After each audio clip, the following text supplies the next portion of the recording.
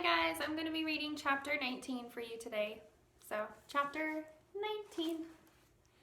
The dungeon was cold, but not bitterly so. The thick earthen walls protected the prisoners from freezing. The only light was the single torch left by the guard. Amma was not sure if days or weeks had passed. I have heard many stories about you, the stonecutter said. He gave a restrained chuckle. Stories about the storyteller. Strange, is it not? What have you heard? Amma asked. Many things, the stonecutter said, and each more marvelous than the other. They say you carried a dragon's pearl to your parents in your youth and later predicted the destruction of the first capital city. They say you know immortals and dragons. Every time a story is told, it changes, Amma said. Stories about myself are no different. I was told you were honored by kings and even invited to reside at the imperial palace, but you refused. The stonecutter continued. Instead, you chose to live in complete seclusion on Never-Ending Mountain. Not in seclusion, Amma objected. I have a granddaughter. Ah, the stonecutter said, a glint of mischief flashing through his lopsided smile. Then all the rest is true? Amma laughed, suddenly appreciating the character of her companion. Let me tell you a story, she said. The story of the painted lion eyes. There was a girl who had a dragon for a friend. They loved each other dearly, so it was with great sadness one day the dragon told her they must part. I've been given a mandate from heaven, he told her. I will be helping the blue dragon bring in spring. It is a great honor, but once I begin, I cannot be seen by mortal eyes. We will never meet again. The girl tried to smile at her friend's good fortune, but she could not hide her dismay. I always meant to watch over you, the dragon said sadly, but now I cannot. So I looked at your future in the Book of Fortune. You should not have done that, the girl gasped. I had to, dragon said. I could not leave without knowing your future. Don't tell me, the girl said, raising her hands to cover her ears. I should not know. The dragon gently lowered the girl's hands with his claw. I must tell you this, the dragon said.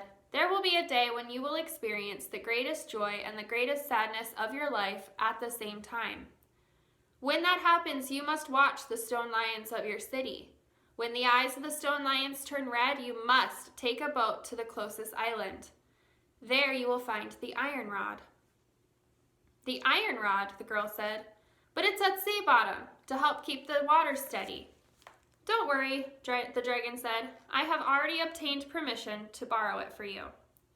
For me, the girl asked. Yes, dragon replied. For once you have found the iron rod, you must grab hold of it and not let go, until the destruction is over. The destruction, the girl said. The city will be destroyed. It has nothing to do with you, but you must not be there when it happens. The dragon said, when it is over, throw the iron rod back into the sea. Throw the iron rod, the girl said, but it must be enormous. How could I ever lift it? The iron rod changes according to what it is needed. The dragon said, the Sea King's daughter even uses it as a needle sometimes. But that matters not. Do you understand all I have said? The girl nodded. Do not forget, the dragon said. The forest fragrances of pine trees drifted around them. The dragon looked at her once more. I will always remember you, he said. But he leaped into the air and flew away, the girl's tears blurring her last sight of him.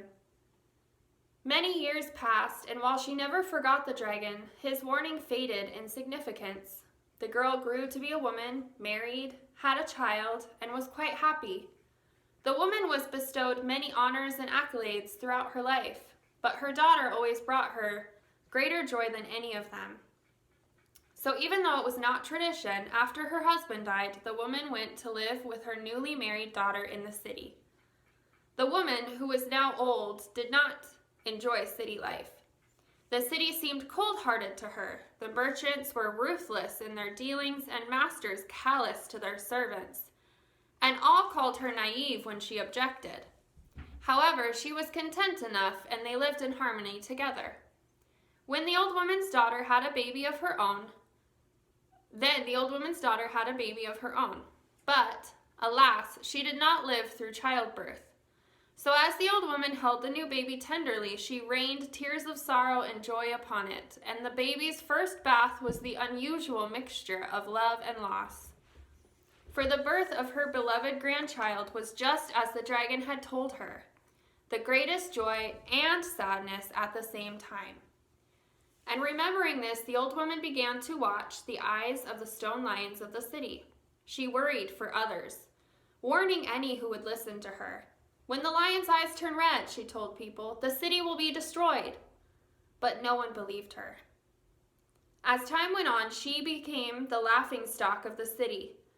Embarrassed, her son-in-law pleaded and yelled by turns for her to stop her warnings, but the old woman did not. Finally, an unkind man decided to taunt her with more than words. When she arrived at the statues, he took out a jar of red paint and began to splash it upon the eyes of the lions. They're red now, he mocked. Should we be scared? Will the city be destroyed now? The old woman stood silently for a long moment. Then she ran back to her home, grabbed her prepared bag of possessions, and begged her son-in-law to flee with her. Her son-in-law, who had heard what had happened, felt he had borne enough disgrace. He stormed out, telling her he regretted ever marrying his daughter and that she and the baby were not welcome in the house. So tying the baby to her chest, the old woman left for the seashore. The nearest island was nothing more than a giant rock with the barest scrub of green. And the old woman approached in a rowboat. The birds swooped away in a billowing black curve, and she saw that the middle of the empty rock grew a strange tree. It was straight and branchless, and when the old woman got nearer, she realized it was made of metal. It was the iron rod. As soon as her fingers grazed the cold metal, the earth began to grumble. The old woman quickly wrapped one arm around the iron rod, clasping her grandchild protectively with the other. And she was just in time, for as if the earth dragons were waking from nightmares, the grumbles became snarls, and the sea began to bellow. Huge waves crested and covered them, leaving the old woman gasping. She clung tighter to the iron rod and the baby, who only stared up at her grandmother with eyes as old as a mountain. But the grandmother's eyes were fixed on the seashore. Even from the island, she could see the land rear toward the sky and the tall buildings collapse and crumble as if made of sand. Above the thunderous destruction, she could hear screams and shrieks, and when the old woman closed her eyes, the salt water on her face was not only from the ocean waves. Finally, after what seemed like hours, the roars began to quiet, and the old woman raised her head. The baby began to whimper, and slowly the old woman loosened her hold on the iron rod. As soon as she no longer touched the metal, the iron rod began to shrink. It grew smaller and smaller until it seemed nothing more than a blade of grass. The old woman reached down and saw the iron rod was now a needle, fine and delicate. Silently, she threw the needle into the sea. A wave surged upward to catch it, and as it did, another wave pushed the rowboat toward the island, making it drift straight to her. The old woman returned to the city, but it could not be called a city, for it was, as the dragon had predicted, destroyed. The few who had survived crawled out to cry at her feet. "Forgive us," they sobbed. "We should have listened to you." The old woman wept with them, finding no solace in having been right. Her son-in-law was among the dead. After burying her son-in-law, the old woman left the city. People treated her as a prophet or a sage, and she knew she was neither. All she wished was to raise her granddaughter, so small and precious, away from harm, and she remembered a mountain she had visited in her youth. "There," the old woman said to the baby in her arms, "that is where I will keep you safe."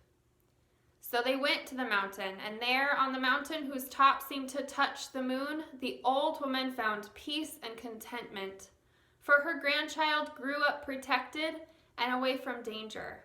And the only wish the old woman had was for that to never change.